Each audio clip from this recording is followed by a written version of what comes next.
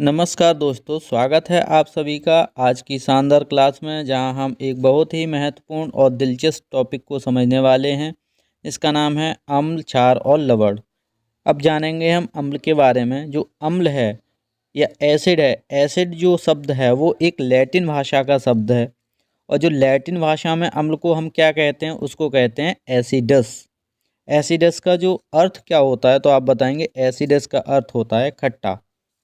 अम्ल की परिभाषा देखते हैं। ऐसे पदार्थ जो पानी में घुलने पर H+ आयन या हाइड्रोजन आयन प्रदान करते हैं, उन्हें हम क्या कह सकते हैं? उन्हें हम अम्ल कहते हैं। अब स्वाद के अनुसार अम्ल को देखते हैं, तो आप सभी जानते हैं कि अम्ल स्वाद में कैसे होते हैं। जो अम्ल होते हैं वो स्वाद में होते हैं खट्टे। लिटमस के आधार पर अगर आप देखना चाहेंगे, जो अम्ल होते हैं वो नीले लिटमस को कैसा कर देते हैं? लाल कर देते हैं। और साथ ही एक महत्वपूर्ण बिंदु आपको याद रखना है, जो अम्ल होते हैं उनका जो जलीय विलयन होता है वो विद्युत का सुचालक होता है। आपने कुछ महत्वपूर्ण अम्ल देखे होंगे, जैसे HCl, इसे हाइड्रोक्लोरिक एसिड कहते हैं। जैसे HNO3, इसे हम नाइट्रिक एसिड कहते हैं। ये सारे के सारे क्या होते हैं? अम्ल होते हैं। अब कुछ महत्वपूर्ण वैज्ञानिक जिन्होंने कुछ परिभाषाएं दी हैं एसिड के बारे में। तो आपने एक महत्वपूर्ण परिभाषा सुनी होगी कि अम्ल वे पदार्थ हैं जो जल में घुलने पर H+ आयन देते हैं। क्या आप जानते हैं ये किसने दी थी? तो आप बताएंगे ये जो आर्हेनियस हैं, इनने इस परिभाषा को दिया था। नेक्स्ट हमारे वैज्ञानिक हैं ब्रांस्टेड एंड लॉरी। ब्रांस्टेड और लॉरी क्या कहते हैं? वो कहते हैं वे पदार्थ जो जल में प्रोटॉन प्रदान करते हैं। क्या करते हैं? प्रोटॉन प्रदान करते हैं। हम उनको क्या कह सकते हैं? हम उनको अम्ल कह सकते हैं। आप सभी जानते हैं कि जो एसिड होते हैं, अम्ल होते हैं, उनका जो pH होता है वो कितना होता है? वो 7 से कैसा होता है? कम होता है। तो आपको याद रखना होगा कि अम्ल का pH कितना होता है? 7 से कम होता है। साथ ही अम्ल के कुछ उदाहरण देखते हैं जो आप दैनिक जीवन में उपयोग करते हैं। जैसे आपने देखा है नींबू। नींबू के अंदर जो होता है वो सिट्रिक एसिड होता है। इसका जो फॉर्मूला होता है C6H8O7 होता है। सिरका, जो सिरका यूज़ करते हैं उसमें एसिटिक एसिड होता है। इसका फॉर्मूला CH3COOH होता है। सिरका के बारे में आपको याद रखना है, जो सिरका होता है वो 7 से लेकर जो 10% सॉल्यूशन होता है जल का, उसी को हम सिरका कहते हैं। एसिटिक एसिड उसमें कितना परसेंट होता है? 7 से लेकर 10% होता है, बाकी का पानी होता है। जैसे आंवला हो गया, अमरूद हो गया, इनमें टार्ट्रिक अम्ल होता है। और टार्ट्रिक जो अम्ल है उसका फॉर्मूला क्या है? C6H8O7। जो आपने देखा होगा, जैसे चींटी या मधुमक्खी आपको काट लेती है, वहाँ पे स्वेलिंग या सूजन आ जाती है। तो सूजन किसके कारण आती है? तो आप बताएंगे उसके अंदर फॉर्मिक एसिड होता है।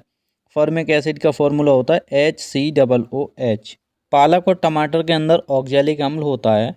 ऑक्जेलिक अम्ल का फॉर्मूला है C2H2O4। ये ऑक्जेलिक अम्ल का क्या है? सूत्र है या फॉर्मूला बोल सकते हो। ऑक्जेलिक अम्ल कैल्शियम के साथ अभिक्रिया जो करता है तब कैल्शियम ऑक्जेलेट बनाता है। कैल्शियम ऑक्जेलेट जो स्टोन होता है, जिसे पथरी कहते हैं, जो हमारी किडनी वगैरह में हो जाती है, उसका फॉर्मूला आपको बताना है। उसे हम क्या बोलते हैं? पथरी के फॉर्मूला को हम केमिकल नाम देते हैं कैल्शियम ऑक्जेलेट। तो इसका जो फॉर्मूला है आपको कमेंट बॉक्स में बताना है। नेक्स्ट हम देखते हैं इसमें। जो नेक्स्ट है, हमारे कुछ खनिज अम्ल होते हैं, जैसे हाइड्रोक्लोरिक एसिड, जिसे HCl बोलते हैं। ये सबसे कम pH वैल्यू वाला अम्ल होता है। इसकी जो pH वैल्यू 0 से लेकर लगभग 1.5 या 2 के समथिंग बोल सकते हो। उसके बाद सल्फ्यूरिक एसिड होता है H2SO4 और नाइट्रिक HNO3 होता है।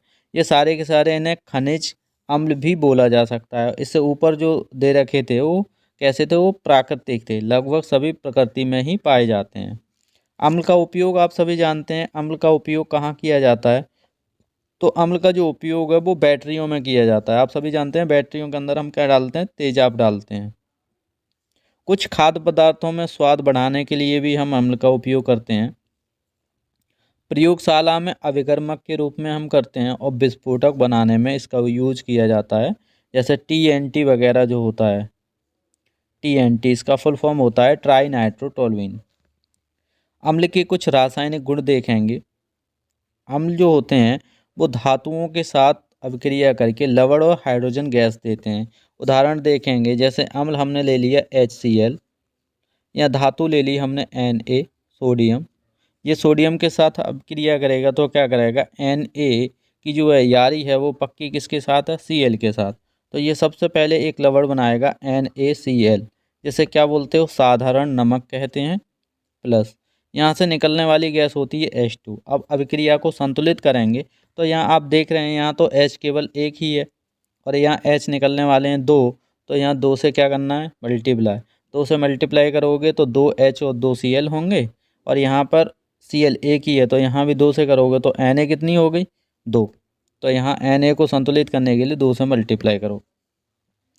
ये अम्ल और धातु की अभिक्रिया हो गई। अब देखते हैं नेक्स्ट हमारा जो उदाहरण है, अम्ल और धातु जो कार्बोनेट होते हैं वो अभिक्रिया करके लवण जल कार्बन डाइऑक्साइड का निर्माण करते हैं। एक एग्जांपल देखेंगे, अम्ल में हमने अभी HCl लिया है, धातु कार्बोनेट में सोडियम कार्बोनेट, सूत्र होता है Na2CO3। जब ये अभिक्रिया करेगा तो यहाँ पर लवण बनाएगा। अभी बताया Na की पक्की यारी किसके साथ है, Cl। Na हम तो बोलते हैं एक दिल दो यार, तो Na क्या बनाएगा, Cl बनाएगा, तो NaCl हमने बना दिया। प्लस जल, जल कहाँ से, यहाँ से हाइड्रोजन दिखाई दे रहा है, यहाँ से ऑक्सीजन एक लेंगे तो यहाँ से बनेगा हमारा जल, यानी कि जल H2O। बचा हमारा क्या, यहाँ पे एक O चला गया तो CO कितना बचा, 2। अभिक्रिया यदि संतुलित करना चाहें तो यहाँ पे Na 2 हैं तो यहाँ 2 लगा दीजिए, तो यहाँ 2 लगाते ही ये अभिक्रिया कैसी हो जाएगी, संतुलित हो जाएगी। इसका एक नेक्स्ट एग्जाम्पल देखते हैं। इसमें दे रखा है कि अम्ल और धातु ऑक्साइड के साथ लवण और जल बनाता है। तो अम्ल धातु ऑक्साइड के साथ, तो अम्ल हमने वही HCl ले लिया, धातु ऑक्साइड में हम Na2O क्या लेंगे, सोडियम ऑक्साइड लेंगे, तो ये क्या बनाएगा, ये लवण बनाएगा। लवण हमारा वो कौन सा बनना, वही NaCl प्लस क्या निकलेगा, जल। जल का सूत्र क्या होता है, H2O। तो ये एग्जाम्पल आपको याद रखने हैं।